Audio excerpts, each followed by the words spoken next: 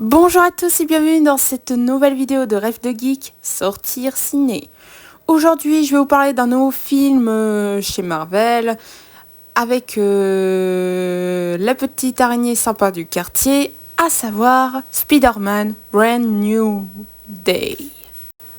Après les événements du troisième film Spider-Man, No Way Home, Peter Parker ou Spider-Man était obligé d'effacer la mémoire de tout le monde de l'existence, de l'identité de Peter Parker en tant que Spider-Man. Il mène désormais une vie de super-héros, autrement dit la petite araignée sympa du quartier, mais une nouvelle menace semble être capable de posséder des gens simultanément. Et en plus, Peter Parker commence à se changer, non seulement physiquement, mais mentalement. Va-t-il y arriver à sauver son quartier? Alors, comment le dire pour être honnête? Le nouveau film Spider-Man, je l'ai trouvé plutôt excellent. En fait, j'ai passé un bon moment devant ce film. Non, mais vraiment.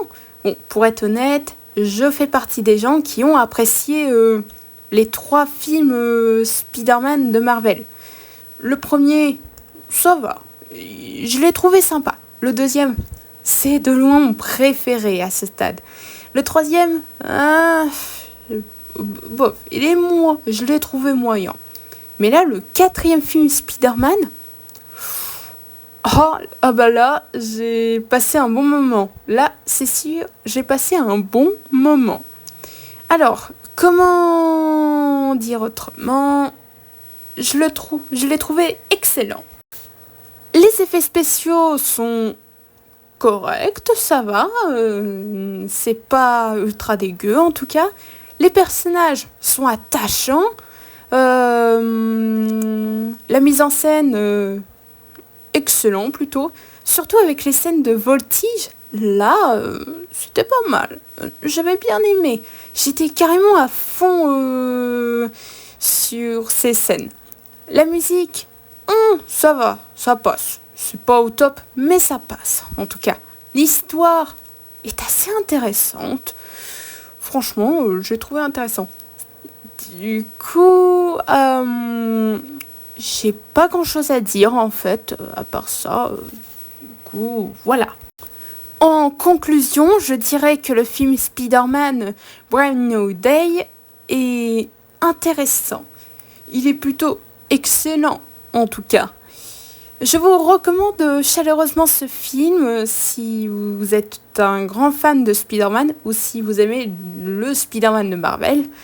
Si vous l'avez vu ou pas encore vu, dites-moi dans les commentaires qu'est-ce que vous avez pensé, si vous avez aimé, si vous n'avez pas aimé. Et dans ces cas-là, expliquez-moi pourquoi, j'en serais ravie de pouvoir vous les lire et de vous répondre.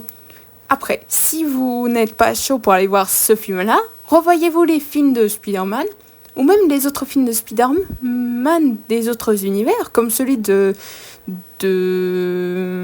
Sam Raimi, ou avec Andrew Garfield. Je vous le recommande beaucoup en tout cas.